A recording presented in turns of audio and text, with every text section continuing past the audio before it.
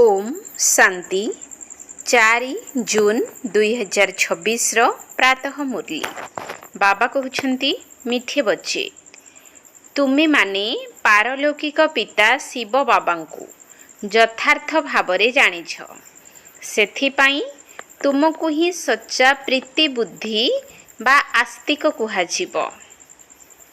तुम्हें माने पारलौकिक पिता शिव बाबा को यथार्थ भावरे जानिछ सेथिपाई तुमको ही सच्चा प्रीति बुद्धि बा आस्तिक कुहाजिब। प्रश्न बाबांकर केउ कर्तव्यरु प्रमाणित हेउछि जे सीए भक्त मानकर रक्षक अटंती। बाबांकर केउ कर्तव्यरु प्रमाणित हेउछि जे सीए भक्त मानकर रक्षक अटंती। उत्तर समस्त भक्त मानकु रावणर जेलरु मुक्त करिबा दरिद्ररु संपत्तिवान कराइबा एहा एकमात्र बाबांकर ही कर्तव्य अटे। जेउमाने पुरुणा भक्त अटंती सेमानंकु ब्राह्मण करी पुणी देवता करी देबा एहा ही हेउछि सेमानकर रक्षा करिबा। तेणु एबे भक्त मानकर रक्षक निजर समस्त भक्त मानंकु मुक्ति जीवन मुक्ति देबा पाई आसीछंती। गीत भोले नाथ से निराला। ओम शांति। पिला माने कहार एही महिमा सुनिले गायन मध्य हेउछि सर्वोच्च भगवान एवं भगवान को ही पिता कहा जाउछि। सिए ही समस्त रचना बा सृष्टिर रचयिता अटंती। जेपरि लौकिक पिता मध्य निजर रचना बा संतान मानकर रचयिता अटंती। प्रथमे कन्याटीए आनी निजर स्त्री करिथांती एवं तांको द्वारा रचना रचि थांती। 5-7टी संतान जन्म करिथांती सेमानंकु कुहाजिब रचना। पिता हेले रचयिता सिए हेले हद्र रचयिता। एकथा मध्य पिला माने जानिछंती जे रचनांकु रचयिता पितांक ठारु संपत्ति मिलिथाए। मनुष्यंकर 2 जण पिता तो निश्चित अछंती। जणे लौकिक पिता थांती आउ जणे पारलौकिक पिता। पिला मानंकु बुझाई दिया जाइछि जे ज्ञान एवं भक्ति अलगा अलगा अटे। तापरे पुणी हेउछि वैराग्य। एही समय रे तुमे पिला माने संगम जुगरे बसिछ। बाकी समस्ते कली जुगरे बसिछंती। संतान तो समस्ते अटंती किंतु तुमे माने बेहद्र पितांकु जानिछ जे कि सारा रचनार रचयिता अटंती। लौकिक पिता थिले कि सेही पारलौकिक पितांकु समस्ते स्मरण करुछंती। सत्य जुगरे लौकिक पिता थिले पारलौकिक पितांकु केही स्मरण करंती नाही कारण ताहा हेउछि सुखधाम। सेही पारलौकिक पितांकु दुखरे ही मने पकाई थांती। एठारे तो पाठ पढ़ा जाउछि मनुष्य मानकु बुद्धिमान करा जाउछि। भक्ति मार्गरे मनुष्य बाबांकु मध्य जाने नाहंती। कहउछंती मध्य हे परमपिता परमात्मा हे गॉड फादर हे दुख हर्ता सुख कर्ता। पुणी कही देई थांती सर्वव्यापी। पत्थर भितरे अणु परमाणु भितरे कुकुर बिलेई समस्तक भितरे अछंती। परमात्मा पितांकु गाली देबारे लागी पड़ी थांती। तुमे बाबांकर होई जाइछ तेणु तुमे आस्तिक होई गल। तुमर बाबांक सहित प्रीति बुद्धि रहिछि। बाकी समस्तंकर बाबांक सहित विपरीत बुद्धि होई जाइछि। एबे तुमे माने जानिछ महाविनाशकारी लड़ाई मध्य सम्मुखरे उपस्थित। पुराणा दुनियार विनाश अर्थे प्रति 5000 वर्षरे कलिजुगी पतित दुनियार अंत होई सत्यजुगी पावन दुनिया बाबांक द्वारा स्थापना हेउछि। जहांकु समस्ते स्मरण करुछंती हे पतित पावन आस हे नाविक आमको यही विषय सागर रु मुक्त करी क्षीर सागर को नहीं जाओ। गांधीजी मध्य गायन करुथिले पतित पावन सीताराम हे राम समस्त सीता मानकु पवित्र कर। तुमे सबु हेलो सीता भक्तिनी माने सी हेले भगवान समस्ते तांकु डाकुछंती। सी तुमको पतितरु पावन करुछंती। बाबा तुमको अजथारे परिश्रम कराउ नाहंती। एमिति कहू नाहंती जे तीर्थ करिबा को जाओ कुंभ मेला को जाओ ना। एही नदी माने कौनसी पतित पावनी नुहंती। पतित पावन एकमात्र ज्ञानर सागर बाबा अटंती। ସାଗର ବା ନଦୀମାନଙ୍କୁ କେହି ସ୍ମରଣ କରିନଥାନ୍ତି। ସମସ୍ତେ ବାବାଙ୍କୁ ଡାକୁଛନ୍ତି, ହେ ପତିତ ପାବନ ବାବା ଆମକୁ ପବିତ୍ର କର। ବାକି ପାଣିର ନଦୀ ତ ସାରା ଦୁନିଆରେ ରହିଛି, ତାହା କ'ଣ କେବେ ପତିତ ପାବନୀ ହୋଇପାରିବ? ପତିତ ପାବନ କେବଳ ଏକ ବାବାଙ୍କୁ ହିଁ କୁହାଯାଏ। ସେ ଯେତେବେଳେ ଆସିବେ ସେତେବେଳେ ହିଁ ଆସି ପବିତ୍ର କରିବେ। ଭାରତର ମହିମା ବହୁତ ମହାନ ଅଟେ। ଭାରତ ସର୍ବଧର୍ମର ତୀର୍ଥସ୍ଥାନ ଅଟେ। ଶିବ ଜୟନ୍ତୀର ଗାୟନ ମଧ୍ୟ ଏହିଠାରେ କରାଯାଏ। ସତ୍ୟଯୁଗ ତ ହେଉଛି ପବିତ୍ର ଦୁନିଆ। ସେଠାରେ ଦେବୀ ଦେବତାମାନେ ରହିଥାନ୍ତି। ଦେବତାମାନଙ୍କର ମହିମାରେ ଗାୟନ କରାଯାଏ। ସର୍ବଗୁଣ ସମ୍ପନ୍ନ, 16 କଳା ସମ୍ପୂର୍ଣ୍ଣ ନିର୍ବିକାରୀ। ଚନ୍ଦ୍ରବଂଶୀମାନଙ୍କୁ 14 କଳା କୁହାଯିବ। ପୁଣି ସିଡ଼ିରେ ତଳକୁ ଖସିଥାନ୍ତି। ବାବା ଆସି ଗୋଟିଏ ସେକେଣ୍ଡରେ ସିଡ଼ି ଚଢ଼ାଇ ଶାନ୍ତିଧାମ ସୁଖଧାମକୁ ନେଇଯାଇଥାନ୍ତି। ପୁଣି 84 ଜନ୍ମର ଚକ୍ର ଲଗାଇ ସିଡ଼ିରେ ତଳକୁ ଖସିଥାନ୍ତି। କେହି ତ 84 ଜନ୍ମ ନିଶ୍ଚିତ ନେଇଥିବେ। ମୁଖ୍ୟ ହେଲା ସର୍ବଶାସ୍ତ୍ରମୟୀ ଶିରୋମଣି ଗୀତା, ଶ୍ରୀମଦ୍ ଭାଗବତ ଅର୍ଥାତ୍ ଯାହା ଭଗବାନଙ୍କ ଦ୍ୱାରା ଉଚ୍ଚାରିତ। ପରନ୍ତୁ ଭଗବାନ କାହାକୁ କୁହାଯାଏ, ଏହି କଥା ପତିତ ମନୁଷ୍ୟମାନେ ଜାଣିନାହାନ୍ତି। ପତିତ ପାବନ ସମସ୍ତଙ୍କର ସଦ୍ଗତିଦାତା ଏକମାତ୍ର ନିରାକାର ଶିବ ହିଁ ଅଟନ୍ତି। କିନ୍ତୁ ସିଏ କେବେ ଆସିଥିଲେ, ଏକଥା କେହି ଜାଣିନାହାନ୍ତି। ବାବା ନିଜେ ଆସି ନିଜର ପରିଚୟ ଦେଇଥାନ୍ତି। ଏବେ ଦେଖ, ଏହି ପୁତ୍ର ଏବଂ କନ୍ୟାମାନେ ଉଭୟ ବାବା କହୁଛନ୍ତି। ଗାୟନ ମଧ୍ୟ ରହିଛି, ତୁମେ ମାତା ପିତା। ତୁମଠାରୁ ଏହି ରାଜଯୋଗ ଶିକ୍ଷା କରିବା ଦ୍ୱାରା ଆମେ ଅପାର ସୁଖ ପ୍ରାପ୍ତ କରୁଛୁ। ତୁମେ ଏଠାକୁ ଆସୁଛ ବେହଦ ବାବାଙ୍କଠାରୁ ସ୍ୱର୍ଗ ଦୁନିଆରେ 21 ଜନ୍ମର ସମ୍ପତ୍ତି ପ୍ରାପ୍ତ କରିବା ପାଇଁ। ଏବେ ଶିବ ଜୟନ୍ତୀ ମଧ୍ୟ ଭାରତରେ ହିଁ ପାଳନ କରୁଛନ୍ତି। ରାବଣକୁ ମଧ୍ୟ ଭାରତରେ ହିଁ ଦେଖାଉଛନ୍ତି। କିନ୍ତୁ ଅର୍ଥ କିଛି ବି ବୁଝିନାହାନ୍ତି। ଶିବ ଆମର ବେହଦ୍ର ପିତା ଅଟନ୍ତି। ଏହି କଥା କେହି ଜଣେ ହେଲେ ବି ଜାଣିନାହାନ୍ତି। କେବଳ ଶିବଙ୍କର ପୂଜା କରିଚାଲିଛନ୍ତି। ଯେତେବେଳେ ସାରା ବୃକ୍ଷ ତମୁ ପ୍ରଧାନ ହୋଇଯାଇଥାଏ, ସେତେବେଳେ ବାବା ଆସିଥାନ୍ତି।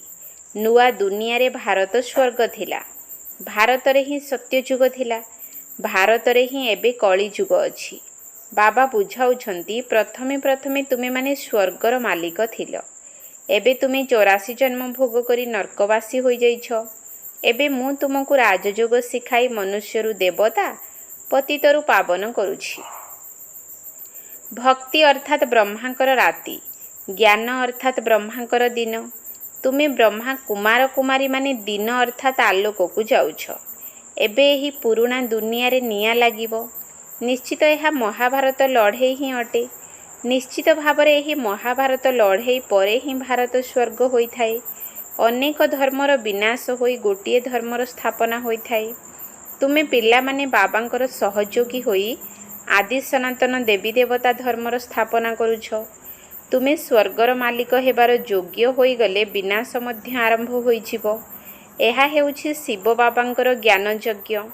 ତେବେ ଶିବ କୁହ ବା ରୁଦ୍ର କୁହ, କୃଷ୍ଣ ଜ୍ଞାନ ଯଜ୍ଞ ବୋଲି କେବେ କୁହାଯାଏ ନାହିଁ।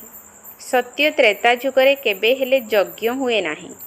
ଯଜ୍ଞ ସେତେବେଳେ ରଚନା କରାଯାଏ ଯେତେବେଳେ ଉପଦ୍ରବ ହୋଇଥାଏ।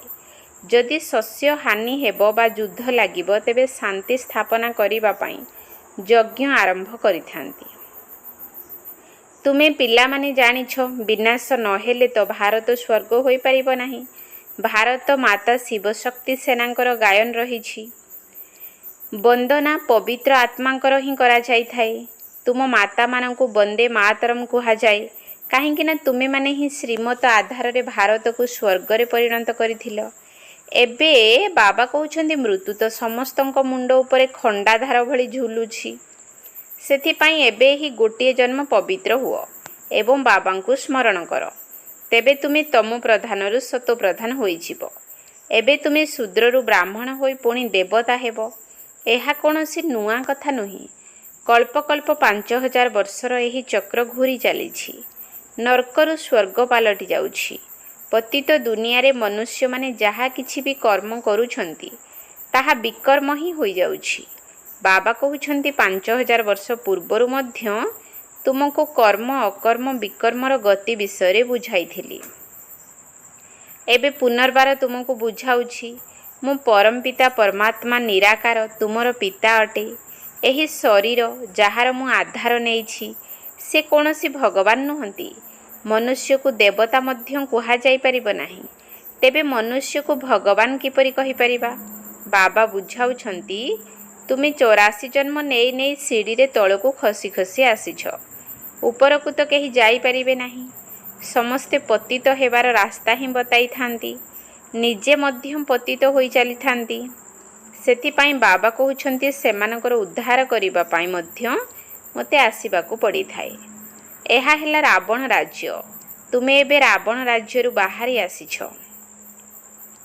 ଧୀରେ ଧୀରେ ସମସ୍ତଙ୍କୁ ଜଣା ପଡ଼ିବ, ବ୍ରାହ୍ମଣ ହେବା ବିନା ଶିବ ବାବାଙ୍କ ଠାରୁ ସମ୍ପତ୍ତି ନେଇପାରିବେ ନାହିଁ। ପିତା ତ 2 ଜଣ ହିଁ ଅଟନ୍ତି। ଜଣେ ହେଲେ ନିରାକାରୀ ପିତା ଶିବ ବାବା, ଆଉ ଜଣେ ସାକାରୀ ବା ଲୌକିକ ପିତା। ସାକାରୀ ବା ଦେହଧାରୀ ପିତାଙ୍କ ଠାରୁ ସାକାରୀ ସନ୍ତାନମାନଙ୍କୁ ସମ୍ପତ୍ତି ମିଳିଥାଏ ଏବଂ ନିରାକାରୀ ପିତାଙ୍କ ଠାରୁ ନିରାକାରୀ ଆତ୍ମାମାନଙ୍କୁ ସମ୍ପତ୍ତି ମିଳିଥାଏ। ଏବେ ତୁମେ ପିଲାମାନେ ଜାଣିଛ ଯେ ମିଠା ମିଠା ଶିବ ବାବାଙ୍କ ଠାରୁ ଆମେ 21 ଜନ୍ମ ପାଇଁ ସୁଖଧାମର ସମ୍ପତ୍ତି ନେବା ପାଇଁ ଆସିଛୁ। ଆମେ ଯୋଗ ବଳ ଦ୍ୱାରା ବିଶ୍ୱର ମାଲିକ ହେଉଛୁ। ଆମର କୌଣସି ଅସ୍ତ୍ରଶସ୍ତ୍ର ଆଦି ନାହିଁ। ତେବେ ବାବାଙ୍କ ସହିତ ଯୋଗ ଲଗାଇ ବିକର୍ମ ବିନାଶ କରି ବିଷ୍ଣୁପୁରୀର ମାଲିକ ହେଉଛୁ। ଏବେ ଅମର ଲୋକକୁ ଯିବା ପାଇଁ ଅମର କଥା ଶୁଣୁଛୁ। ସେଠାରେ ଅକାଳ ମୃତ୍ୟୁ କେବେ ବି ହୋଇନଥାଏ। ଦୁଃଖର ଚିହ୍ନ ବର୍ଣ୍ଣ ନଥାଏ। ତୁମେ ପିଲାମାନେ ଆସିଛ ବେହଦ୍ର ପିତାଙ୍କ ଦ୍ୱାରା ଶ୍ରୀମତରେ ଚାଲି ଶ୍ରେଷ୍ଠରୁ ଶ୍ରେଷ୍ଠ ଦେବୀ ଦେବତା ବନିବା ପାଇଁ। ଏହା କୌଣସି ଶାସ୍ତ୍ରର ଜ୍ଞାନ ନୁହେଁ। ଭକ୍ତି ମାର୍ଗରେ ଦେଖାଇଥାନ୍ତି ବିଷ୍ଣୁଙ୍କ ନାଭିରୁ ବ୍ରହ୍ମା ଜନ୍ମ ନେଇଛନ୍ତି। ତାଙ୍କ ହାତରେ ପୁଣି ଶାସ୍ତ୍ର ଦେଖାଇଛନ୍ତି। ବାବା କହୁଛନ୍ତି ବ୍ରହ୍ମାଙ୍କ ଦ୍ୱାରା ମୁଁ ତୁମକୁ ସାରା ସୃଷ୍ଟିର ଆଦି ମଧ୍ୟ ଅନ୍ତର ଜ୍ଞାନ ଶୁଣାଉଛି। ମୁଁ ହିଁ ଜ୍ଞାନର ସାଗର ଅଟେ। ଗାୟନ ମଧ୍ୟ କରୁଛନ୍ତି ଜ୍ଞାନ ସୂର୍ଯ୍ୟ ପ୍ରକଟ, ଅଜ୍ଞାନ ଅନ୍ଧେର ବିନାଶ। ସତ୍ୟ ଯୁଗରେ ଅଜ୍ଞାନତା ନଥାଏ। ଯେତେବେଳେ ଭାରତରେ ସତ୍ୟଯୁଗ ଥିଲା ସେତେବେଳେ ଭାରତ ହୀରା ତୁଲ୍ୟ ଥିଲା। ହୀରା ନୀଳାର ମହଲ ତିଆରି ହୋଇଥିଲା। ଏବେ ତ ମନୁଷ୍ୟମାନଙ୍କୁ ପୁରା ପେଟ ଖାଇବା ପାଇଁ ବି ମିଳୁନାହିଁ। ଦରିଦ୍ର ବିଶ୍ୱକୁ ପୁଣି ଥରେ ସମୃଦ୍ଧିଶାଳୀ କିଏ କରିବ? ଏହି କାର୍ଯ୍ୟ ବାବାଙ୍କର ହିଁ ଅଟେ। ବାବାଙ୍କୁ ହିଁ ଦୟା ଲାଗୁଛି। ବାବା କହୁଛନ୍ତି ତୁମକୁ ରାଜଯୋଗ ଶିଖାଇବା ପାଇଁ ଆସିଛି। ନରକୁ ନାରାୟଣ, ନାରୀକୁ ଲକ୍ଷ୍ମୀ କରୁଛି। ଭକ୍ତମାନଙ୍କର ରକ୍ଷକ ବାବା ହିଁ ଅଟନ୍ତି। ତୁମମାନଙ୍କୁ ରାବଣର ଜେଲରୁ ମୁକ୍ତ କରି ସୁଖଧାମକୁ ନେଇଯାଉଛି। ସାରା ଦୁନିଆରେ ଯେଉଁମାନେ ବ୍ରାହ୍ମଣ ହେବେ ସେହିମାନେ ଦେବତା ହେବେ। ବ୍ରହ୍ମାଙ୍କର ନାମ ମଧ୍ୟ ବିଖ୍ୟାତ ଅଟେ, ପ୍ରଜାପିତା ବ୍ରହ୍ମା। ତୁମେ ବ୍ରାହ୍ମଣମାନେ ହେଲ ସମସ୍ତଙ୍କ ଠାରୁ ଉତ୍ତମ। ତୁମେ ଭାରତର ପ୍ରକୃତ ଆତ୍ମିକ ସେବା କରୁଛ।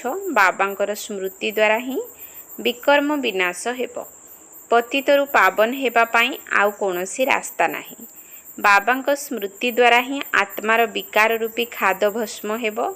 ବଣିଆମାନେ ଜାଣିଛନ୍ତି ଖାଣ୍ଟି ସୁନା କିପରି ଖାଦ ମିଶା ସୁନାରେ ପରିଣତ ହୋଇଥାଏ। ସେଥିରେ ଚାନ୍ଦି, ତମ୍ବା, ଲୁହା ଇତ୍ୟାଦି ମିଶାଇଥାନ୍ତି। ତୁମେମାନେ ମଧ୍ୟ ପ୍ରଥମେ ସତୋପ୍ରଧାନ ଥିଲ। ପୁଣି ତୁମମାନଙ୍କ ଭିତରେ ବିକାରର ଖାଦ ମିଶିବା ଦ୍ୱାରା ତମ ପ୍ରଧାନ ହୋଇଯାଇଛ। ଏବେ ପୁଣି ତୁମକୁ ସତୋପ୍ରଧାନ ହେବାକୁ ପଡ଼ିବ। ତେବେ ଯାଇ ସତ୍ୟ ଯୁଗକୁ ଯାଇପାରିବ। ବାବା କହୁଛନ୍ତି କୌଣସି ବି ଦେହଧାରୀକୁ ମନେ ପକାଅ ନାହିଁ। ଗୃହସ୍ଥ ବ୍ୟବହାରରେ ରହି ଏକମାତ୍ର ବାବାଙ୍କ ବ୍ୟତୀତ ଆଉ କାହାକୁ ସ୍ମରଣ କର ନାହିଁ।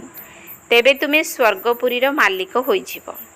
ଭାରତ ସ୍ୱର୍ଗ ଅଥବା ବିଷ୍ଣୁପୁରୀ ଥିଲା। ଏବେ ରାବଣପୁରୀ ହୋଇଯାଇଛି। ପୁଣି ବିଷ୍ଣୁପୁରୀ ନିଶ୍ଚିତ ହେବ। ସାଧୁ ସନ୍ଥ ଆଦି ସମସ୍ତଙ୍କର ଉଦ୍ଧାର କରିବା ପାଇଁ ମୁଁ ଆସୁଛି। ସେଥିପାଇଁ କୁହାଯାଉଛି ୟଦା ୟଦା ହି ଧର୍ମସ୍ୟ। ଏହା ଭାରତର ହିଁ କାହାଣୀ ଅଟେ। ସମସ୍ତଙ୍କର ସଦ୍ଗତି ଦାତା ମୁଁ ଏକମାତ୍ର ତୁମର ପିତା ଶିବ ଅଟେ। ଶିବ, ରୁଦ୍ର ଇତ୍ୟାଦି ସବୁ ତାଙ୍କର ହିଁ ନାମ ଅଟେ। ଅନେକ ନାମ ଦେଇଛନ୍ତି। ବାବା କହୁଛନ୍ତି ମୋର ଅସଲି ନାମ ତ କେବଳ ଶିବ ହିଁ ଅଟେ। ମୁଁ ହେଉଛି ଶିବ। ତୁମେ ସବୁ ପିଲାମାନେ ଶାଳଗ୍ରାମ ଅଟ। ତୁମେମାନେ ଅଧାକଳ୍ପ ଦେହ ଅଭିମାନୀ ହୋଇଛ। ଏବେ ଦେହୀ ଅଭିମାନୀ ହୁଅ। ଏକମାତ୍ର ବାବାଙ୍କୁ ଜାଣିଗଲେ ବାବାଙ୍କ ଦ୍ୱାରା ତୁମେ ସବୁ କିଛି ଜାଣିଯାଇଥାଅ। ମାଷ୍ଟର ଜ୍ଞାନ ସାଗର ହୋଇଯାଇଥାଅ। ଆଚ୍ଛା, ମିଠା ମିଠା ଶିକିଲଧେ ସନ୍ତାନମାନଙ୍କ ପ୍ରତି ମାତା ପିତା ବାପଦାଦାଙ୍କର ମଧୁର ସ୍ନେହ ସମ୍ପନ୍ନ ଶୁଭେଚ୍ଛା ଏବଂ ସୁପ୍ରଭାତ। ଆତ୍ମିକ ପିତାଙ୍କର ଆତ୍ମିକ ସନ୍ତାନମାନଙ୍କୁ ନମସ୍ତେ। ଆତ୍ମିକ ସନ୍ତାନମାନଙ୍କର ଆତ୍ମିକ ବାପଦାଦାଙ୍କୁ ନମସ୍ତେ ନମସ୍ତେ ନମସ୍ତେ। ସୁପ୍ରଭାତ। ଧାରଣା ପାଇଁ ମୁଖ୍ୟ ସାର। 1 ନମ୍ବର ପଏଣ୍ଟ, ଶ୍ରୀମତ ଆଧାରରେ ଚାଲି ଶ୍ରେଷ୍ଠରୁ ଶ୍ରେଷ୍ଠ ଦେବତା ହେବାକୁ ପଡ଼ିବ। ସାରା ବିଶ୍ୱର ସଚ୍ଚା ସଚ୍ଚା ଆତ୍ମିକ ସେବା କରିବାକୁ ହେବ। ଆଦି ସନାତନ ଦେବୀ ଦେବତା ଧର୍ମ ସ୍ଥାପନ କରିବାରେ ବାବାଙ୍କର ପୂରା ସହଯୋଗୀ ହେବାକୁ ହେବ। ଶ୍ରୀମତ ଆଧାରରେ ଚାଲି ଶ୍ରେଷ୍ଠରୁ ଶ୍ରେଷ୍ଠ ଦେବତା ହେବାକୁ ପଡ଼ିବ। ସାରା ବିଶ୍ୱର ସଚ୍ଚା ସଚ୍ଚା ଆତ୍ମିକ ସେବା କରିବାକୁ ହେବ। ଆଦି ସନାତନ ଦେବୀ ଦେବତା ଧର୍ମ ସ୍ଥାପନ କରିବାରେ ବାବାଙ୍କର ପୂରା ସହଯୋଗୀ ହେବାକୁ ହେବ। 2 ନମ୍ବର ପଏଣ୍ଟ, ଆତ୍ମାକୁ ସଚ୍ଚା ସୁନା କରିବା ପାଇଁ ଏକମାତ୍ର ବାବାଙ୍କ ବ୍ୟତୀତ ଅନ୍ୟ କୌଣସି ଦେହଧାରୀଙ୍କୁ ମନେ ପକାଇବାର ନାହିଁ। ପାରଲୌକିକ ବାବାଙ୍କ ସହିତ ସଚ୍ଚା ସଚ୍ଚା ପ୍ରୀତି ରଖିବାକୁ ହେବ। ଆତ୍ମାକୁ ସଚ୍ଚା ସୁନା କରିବା ପାଇଁ ଏକମାତ୍ର ବାବାଙ୍କ ବ୍ୟତୀତ ଅନ୍ୟ କୌଣସି ଦେହଧାରୀଙ୍କୁ ମନେ ପକାଇବାର ନାହିଁ। ପାରଲୌକିକ ବାବାଙ୍କ ସହିତ ସଚ୍ଚା ସଚ୍ଚା ପ୍ରୀତି ରଖିବାକୁ ହେବ। ବରଦାନ, ଆତ୍ମିକ ଉନ୍ନତିର ସାଧନ ଦ୍ୱାରା ସବୁ ପ୍ରକାରର ପରିସ୍ଥିତି ଉପରେ ବିଜୟ ପ୍ରାପ୍ତ କରୁଥିବା ଅକାଳ ମୂରତ ଭବ। ଆତ୍ମିକ ଉନ୍ନତିର ସାଧନ ଦ୍ୱାରା ସବୁ ପ୍ରକାରର ପରିସ୍ଥିତି ଉପରେ ବିଜୟ ପ୍ରାପ୍ତ କରୁଥିବା ଅକାଳ ମୂରତ ଭବ। ଯେପରି ଶରୀର ନିର୍ବାହ କରିବା ପାଇଁ ଅନେକ ପ୍ରକାରର ଉପାୟ କରୁଛ, ସେହିପରି ଆତ୍ମିକ ଉନ୍ନତି ପାଇଁ ମଧ୍ୟ ଉପାୟ କର। ଏଥିପାଇଁ ସର୍ବଦା ଅକାଳ ମୂରତ ସ୍ଥିତିରେ ସ୍ଥିତ ହୋଇ ରହିବାର ଅଭ୍ୟାସ କର। ଯେଉଁମାନେ ନିଜକୁ ଅକାଳ ମୂରତ ଅର୍ଥାତ୍ ଆତ୍ମା ମନେକରି ସବୁ କାର୍ଯ୍ୟ କରିଥାନ୍ତି, ସେମାନେ ଅକାଳ ମୃତ୍ୟୁରୁ, ଅକାଳ ଦୁର୍ଭିକ୍ଷରୁ, ଏସବୁ ପ୍ରକାରର ସମସ୍ୟାରୁ ରକ୍ଷା ପାଇଯାଆନ୍ତି। ତେବେ ମାନସିକ ଚିନ୍ତାକୁ, ମାନସିକ ପରିସ୍ଥିତି ଗୁଡ଼ିକୁ ଦୂର କରିବା ପାଇଁ କେବଳ ନିଜର ପୁରୁଣା ଶରୀରର ସ୍ମୃତିକୁ ସମାପ୍ତ କରିଚାଲ। ସ୍ଲୋଗାନ, କୌଣସି କଥାରେ ଯିଏ ବାରମ୍ବାର ଫିଲ୍ କରିଥାଏ ଅଥବା ଦୁଃଖ ବା ଅପମାନର ଅନୁଭବ କରିଥାଏ, ସେ ଫାଇନାଲ ପରୀକ୍ଷାରେ ଫେଲ୍ ହୋଇଯାଏ। କୌଣସି କଥାରେ ଯିଏ ବାରମ୍ବାର ଫିଲ୍ କରିଥାଏ ଅଥବା ଦୁଃଖ ବା ଅପମାନର ଅନୁଭବ କରିଥାଏ, ସେ ଫାଇନାଲ ପରୀକ୍ଷାରେ ଫେଲ୍ ହୋଇଯାଏ। ଅବ୍ୟକ୍ତି ଇସାରା, ସର୍ବଦା ହର୍ଷିତ ରହିବା ପାଇଁ ନିଜର ସ୍ୱଭାବକୁ ସରଳ କର ଏବଂ ସହନଶୀଳ ହୁଅ। ସର୍ବଦା ହର୍ଷିତ ରହୁଥିବା ଆତ୍ମାମାନଙ୍କର ସ୍ମାରକୀ ବିଷ୍ଣୁଙ୍କ ରୂପରେ ଦେଖାଇଛନ୍ତି। ବିଷ୍ଣୁ କ୍ଷୀର ସାଗରରେ ଆରାମରେ ଶୋଇବା ସହିତ ଜ୍ଞାନକୁ ସ୍ମରଣ କରି ହର୍ଷିତ ହେଉଛନ୍ତି। ତେଣୁ ସର୍ବଦା ହର୍ଷିତ ରହିବାର ସାଧନ ହେଲା ଜ୍ଞାନକୁ ସ୍ମରଣ କରିବା। ଯେଉଁମାନେ ଯେତିକି ଜ୍ଞାନକୁ ମନନ ଚିନ୍ତନ କରିଥାନ୍ତି, ସେମାନେ ସେତିକି ହର୍ଷିତ ରହିଥାନ୍ତି।